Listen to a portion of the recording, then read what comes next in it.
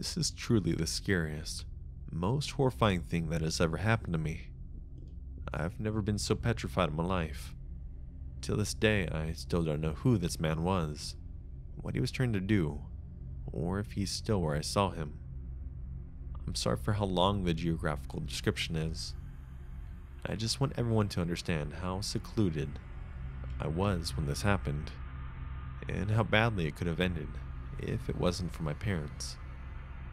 I was back home for summer for the first time in a year, after starting uni.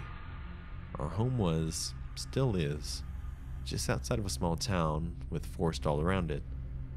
There was also a small man-made lake, which was diverged from the river that ran for miles through the forest, and ramified into a few streams east of the lake. Near my home there is a small greasy path that led to the river flowing a stream. It was a long walk, but one I was used to going so often as a child. I knew the forest there well. I knew where I could cut through dense trees to meet the stream. The walk I would always go on led me off a path, which turned northwest slowly, so away from the stream, and then took a sharp turn to the west after a few miles walk, at which point the stream was hidden quite deep into the forest. I continued to walk north and follow the stream through the forest, and I get to the river, then follow the river west to get to the lake. It's easy to get lost in this forest because the terrain isn't just a slope down the water. It goes up and down, and you end up completely surrounded by trees. I'd spent many days wandering around there alone, or with my dad over the span of 18 years. Never saw anybody in that forest. I went there twice that summer, both times alone-ish. The first time I left in the morning, I walked along the path, away from the stream to the sharp bend, and then cut back into the forest. I reached the stream after an hour or so. I was running my hands in the water, and I heard a bell from far away, coming from the north. Something was making a bell ring, fervently and periodically, which I found strange. I listened well, wondering if it was a lost herding dog, and I started moving towards the sound.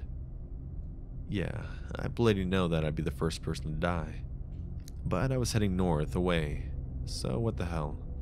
I realized it couldn't have been a small animal. I could tell by the bell that was too heavy, because of how clear the sound was, to be on a collar.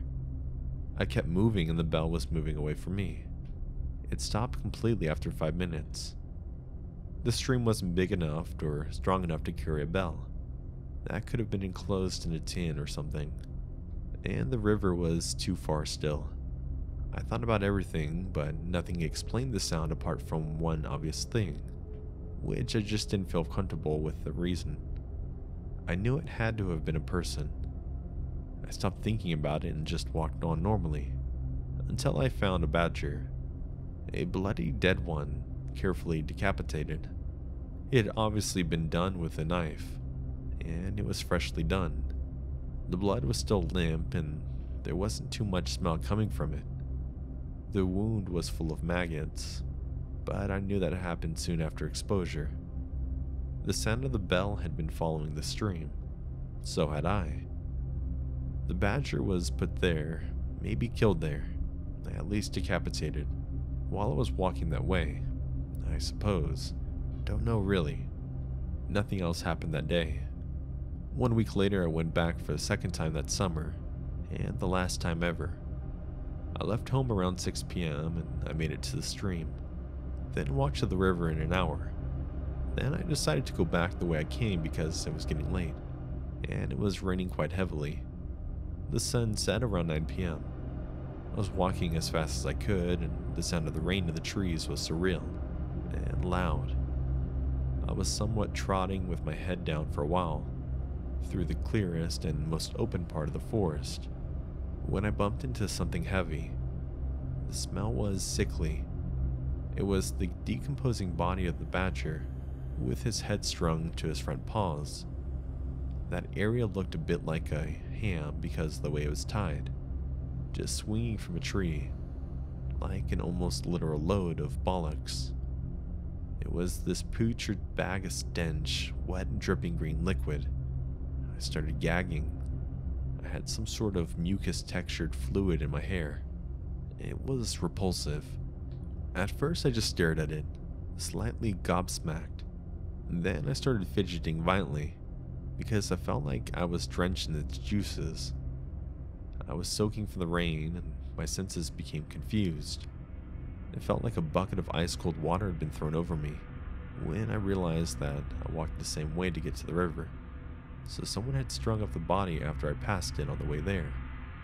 Someone knew I'd see it. So someone was watching me and running around the forest, where the faint sounds of branches breaking around me, not animals. I looked around and started jogging. I was half running, half walking around the stream back towards the path for a while, when I heard the bell again. I proceeded to call my dad while running. I told him to meet me on the path, where it sharply turned west.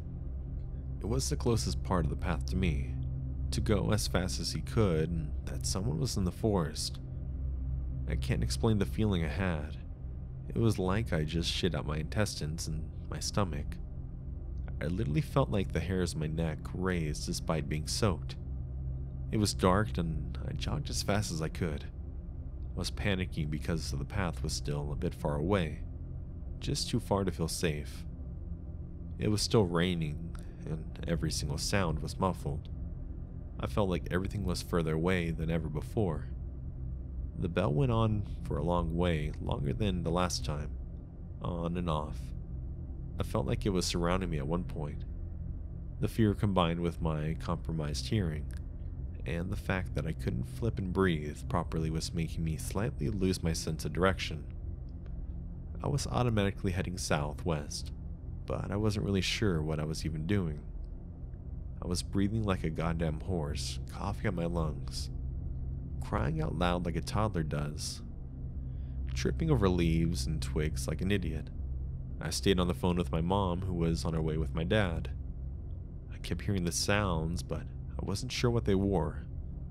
My mom was screaming on the phone at the same time that they were on the path, that I needed to run, that my dad had just gotten out and was heading east from the path bend. I was terrified, so I went into survival mode. I was doing the half running, half speed walk thing again because I was out of breath. Then I heard branches break, clear footsteps for the first time from down the forest, and the bell ringing louder.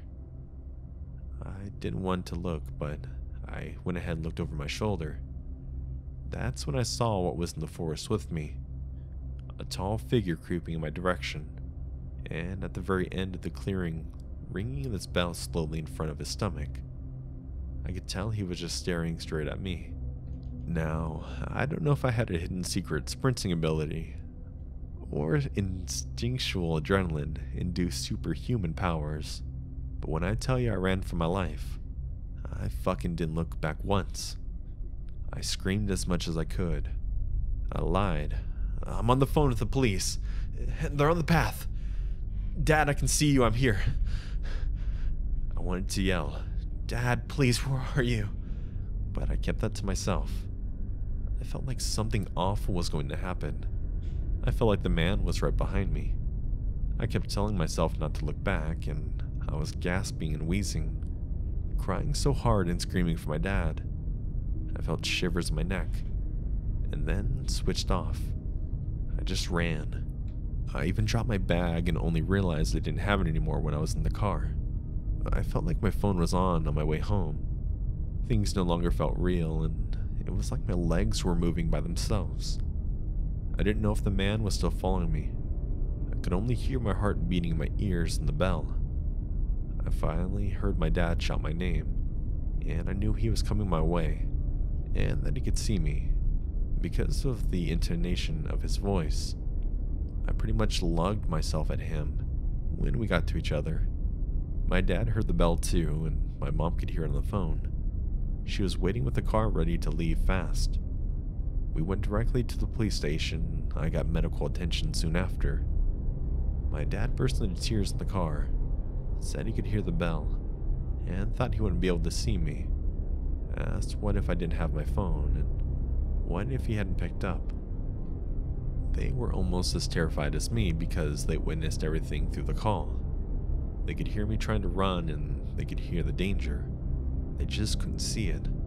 The police couldn't really do much. They searched the area, and only thing they found was a folded t-shirt placed under a rock. I didn't really question that at the time, and my bag was not recovered. They said it was probably some homeless man living in the forest, but failed to realize what could have happened if my dad didn't know that part of the forest like I did, and where to find me. I'm not blaming anyone. The entire thing was my fault. There are just too many what ifs. I want to believe that it was someone who decided to live in the woods and hunt or something. Maybe they were a bit mentally unstable, and they felt angry that it came into their territory. But what if it was more insidious? The way he moved through was, to me, abnormal. It was preserved because how slowly he was ringing the bell. It's like he wanted me trapped. I didn't see any more details, and I just ran. To this day, I can't bloody go anywhere where I'm alone, and the sound of bells is a real problem, and the smell of moss as well. Anyways, my parents and Steve Jobs saved my life, so go hug yours now, and take decapitated badgers and bells as pagan signs that you're unwelcome.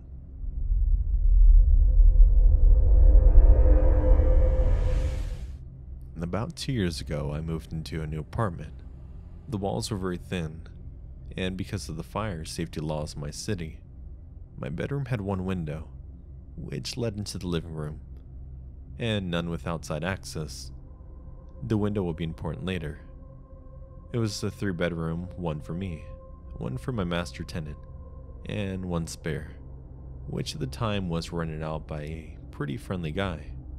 Well, friendly guy had issues with his work visa and had to move back to Canada last minute, leaving us about 2 weeks to find another roommate.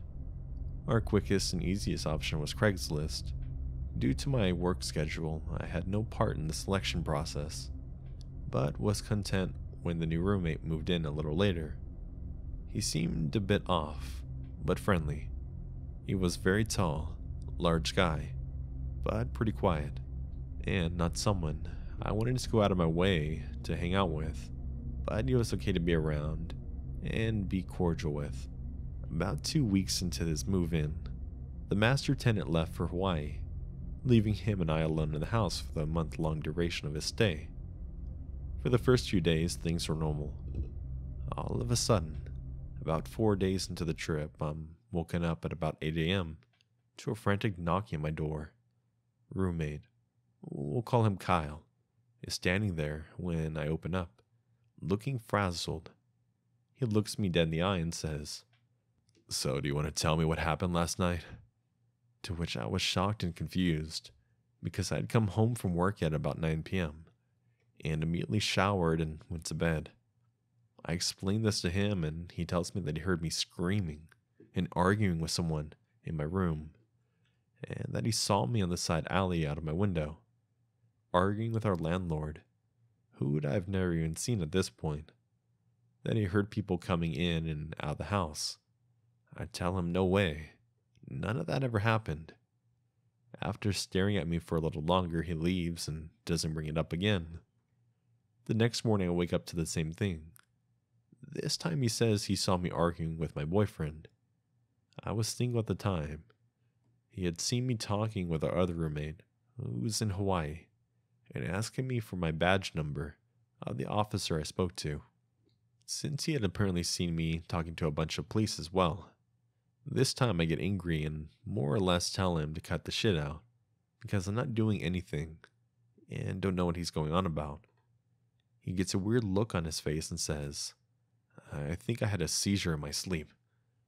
The next time it happens, call an ambulance," and leaves for a bit, only to start knocking again about an hour later. When I open up, Kyle repeats the same exact story verbatim. This happened once more before I tell him to leave me the fuck alone and leave for work. I go to work as normal, and I'm reluctant to return that night because I'm too tired to switch to the alternate location. Big mistake. About 1 a.m. I wake up to slamming doors. Kyle's pacing back and forth between his bedroom and the living room, and out the front door, walking in and out of each room, turning the lights on and off, mumbling angrily and slamming the doors. I could see his figure pacing back and forth through the frosted windows. In the room that leads to the living room, since my room is so dark, he cannot see inside. Suddenly he screams, "I can't live like this! Why are you doing this to me?" I think he's on the phone and I don't respond. A few moments later, he screams my name repeatedly, and I realize he's directing it towards me. I knew I had to get the fuck out of there, so I very quietly crept out of my bed and started getting dressed and packing a bag of clothes for work in the morning. I'm almost done when he screams, "I hear you!" and charges over to my room, slapping the wall next to the door but not touching the door itself. I look towards my window and I see the shadow lean in forward, pressing his ear against the glass. I was freaking terrified and sat completely still, unmoving. He eventually screams my name again and moves away from the window, and I hear him start pacing between rooms again. Now, my shoes are kept on the rack outside of my door, and not inside of my room, so I know that when I leave, I'm going to have to need a moment to put them on. I decide to wait until he paces, taking him out the front door again, at which point I plan to grab my shoes, put them on, and run.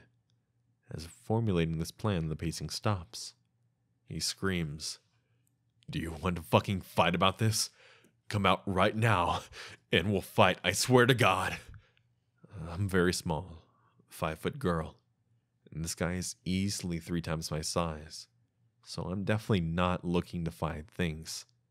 After a few minutes, he turns off all the lights. I hear the door to his room open and close, followed by silence. I wait for a moment to be sure I can't hear any more movement, and then decided to take my chance. I took a breath and pulled my door open quickly. I step out and grab my shoes before I look up a second later, and I see him standing shirtless, with just a pair of boxers and socks on. In the dark of the hallway, his arms hung slightly outward in an awkward position. He says in a low and calm voice, "Ma'am, we need to talk." This was a hard no for me, so I grabbed my shoes and ran out the door, with them in hand. I run about a half block barefoot before I stop to put them on. When I look back, he is standing in the porch light of the front door, watching me run, but not moving. Luckily, I had a friend who lived 2 blocks away, and I had their spare key.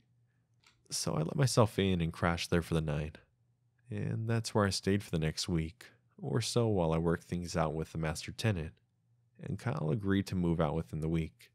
He says he doesn't remember anything that happened, or wasn't sure if it was real or not, but if I said that's what went down, then it must have been real. The day Kyle left, he sent me a photo of the house key sitting on the table, and says, "I'm out." Nothing else. I take a friend over there with me to scout it out, and ensure that he has actually left. When we get there, we discover that not only has he left a ton of food and furniture, but he also ripped out all the fire alarms out of the ceilings. He had unscrewed and removed the deadbolts from the front doors, and left them lining up neatly on the front table. We then realized that my front door can only lock by using a key from the outside, and it had been locked when we arrived, meaning Kyle still had a key. We called the locksmith immediately.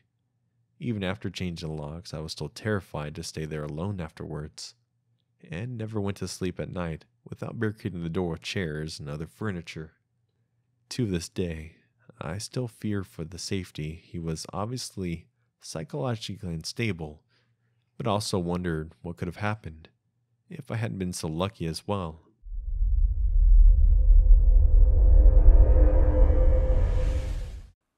This experience happened to me when I was 14 years old. I hadn't spoken to anyone about the event since it happened, not even my significant other.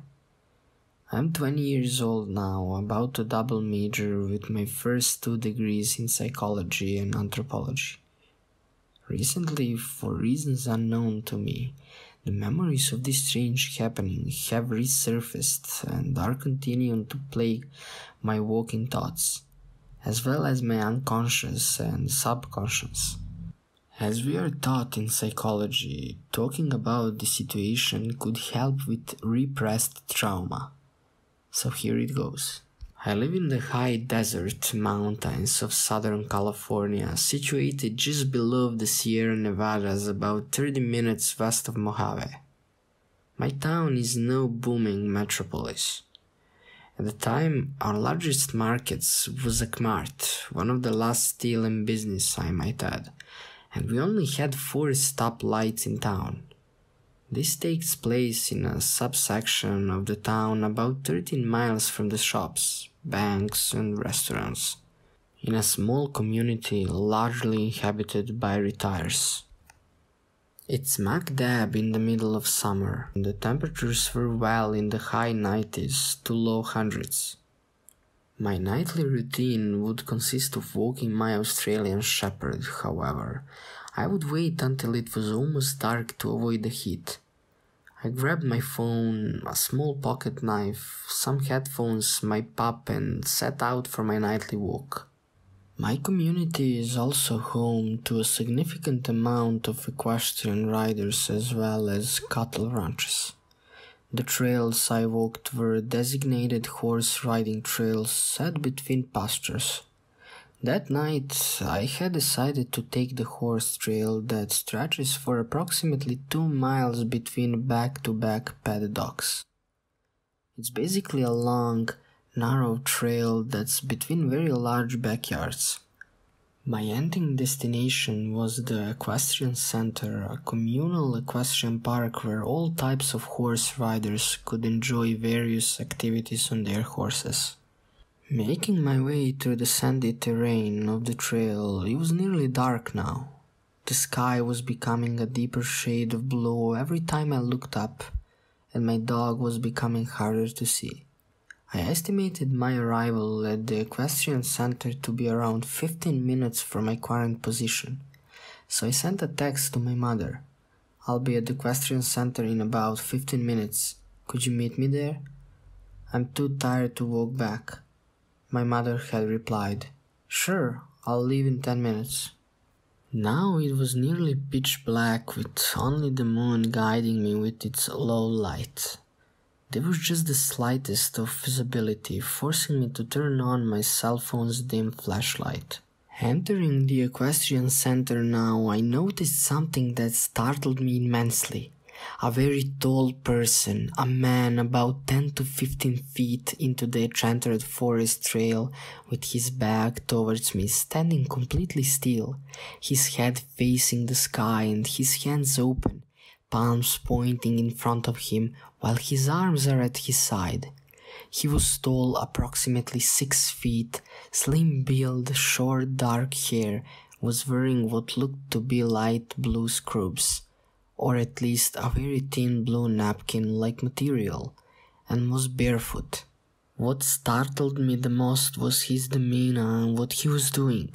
His stance was enough to scare anyone in that setting, but as I approached him slowly, it appeared to me he was shaking, vibrating or slightly convulsing, but doing so while standing up. It didn't seem like he had any control over it, all through he remained his balance perfectly. Scared and not entirely sure what to do, I asked him, "Hello? Excuse me?" I paused momentarily and raised my voice slightly with the next question.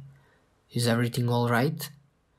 When I said that, he stops shaking altogether but still doesn't turn around or move another muscle. He just remains that same creepy position and doesn't even move.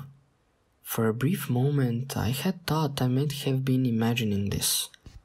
I glanced down at my dog, and she was also concerned with state and condition of this man and began growling quietly. To then, I knew it wasn't all in my head. When I looked back up, he had moved closer to me, about 7 feet closer, now almost on my trail's path. I had only looked at my dog for a split second, and he did it without making a sound. He still wasn't facing me either, and his hands were still open, head still facing the sky. I wasn't about to wait and see what this guy was doing or what his intentions were, so slowly eased my way past him towards the equestrian center as quickly as I could before I felt that I was at a safe enough distance to start sprinting as fast as I could away from this guy. When I reached the first arena of the equestrian center, I looked back into the direction of Forrest completely out of breath. And there he was. The fucker was standing on the edge of trail outside of the forest, standing there, facing me. I was too far away to see his face, and frankly, I didn't want to. I couldn't make out features. All I could see was his silhouette illuminated by the moonlight peeking through the forest trail. I continued to run with no intention of stopping until I found someone. I had never been so happy to see my nagging neighbor Penny and her moody mare Jolene reading in the Milano area. She noticed my distress, but due to her already harsh opinions of me, I had told her I had been on an endurance run and was just very out of breath and tired. I wanted to avoid any small town gossip as much as I could. My mother arrived with impeccable timing. During the ride home, I broke down in a state of paranoia, distress and panic at what I had just witnessed. My mother didn't know exactly what to make of it, so she recommended I file a police report with local PD. About an hour after getting home, an officer shows up to take my statement.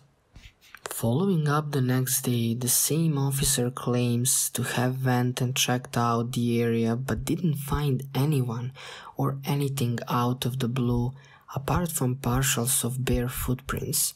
But there's nothing incriminating. It's suspicious about someone going for a walk without shoes. He played it off as a joke and accused me of being under the influence, but I can assure you I was completely sober.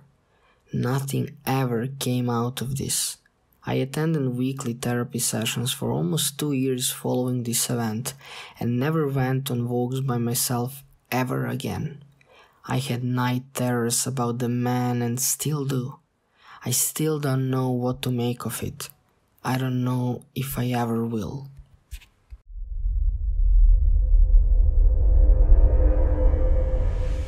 My story happened a few years ago, when I was about 13-14 years old. At this time, I was living in a suburban house with my parents and older brother. Someday during the holidays, my brother went to work and he wasn't at home for a week. My parents were sleeping on the ground floor, so I had higher floor completely for myself. During the first night, I decided not to go to sleep for all night. I was laying on my bed and listening to music or watching some kind of videos. When time on clock reached close to 2 a.m., I decided to sleep, so I put off my headphones and took a best position to sleep. I was sleeping with open doors, where I had a hall with 3 other rooms. My room is located adjacent to my brother's room. When I was preparing myself to sleep, I was hearing some noises like tapping in floorboards in the wall. I wasn't really worried about it because it was happening every night and I was convinced that my house works, but I randomly decided to ask a question. If somebody is there, make a noise. And I got an answer after a few seconds. My parents were sleeping at this time. I couldn't believe that was happening, thought it could be an accident, so I repeated my question. Guess what? Something answered me again in the same way. Of course, there wasn't a situation which made me feel fear or something. I asked third time, if somebody is here, make a noise with floorboards. It happened again. This situation made me a little fierce, so I turned my lamp on and went back to bed. Since this moment I tried to communicate with something. I believe it was ghosts, by sequence of its knocking in floorboards. Once for yes, nothing for no. With my turned on lamp I was confident, so I started to talk with it. I was asking to it questions like, did you belong to my family? I can't remember very well what I was asking for. About 3 a.m. I felt really tired, so I made a thanks to it for talking and said that I want to go to sleep now. So I turned off my lamp and I lay down on my bed. I was really excited about this experience and I was thinking to tell my parents in the morning what I experienced. I thought everything will be cool, but I was wrong. After a few minutes of trying to fall asleep, I experienced something else. I heard loud, fast knocking in the wall from my brother's room, about 15 to 20 times in just a few seconds. Everything would be fine, but the furniture was all the way to the wall in my and my brother's room. I started to panic and ran out of my room to living room to downstairs and turned on TV. I heard knocking again upstairs for the next minutes, but the sound stopped when my mom came to me to ask me why I'm not sleeping yet. I didn't tell her what happened exactly a minute before. For the next days I was sleeping with my headphones on and I was ignoring every noise in case that this will stop soon. Noises were here for next few days and when my brother went back to home, it fully stopped. Can you tell me what you think about it? It's kind of weird for me. This is not only one weird experience in my life with those things, but this is the best example. After years, I still have a strange feeling inside when I remember this situation.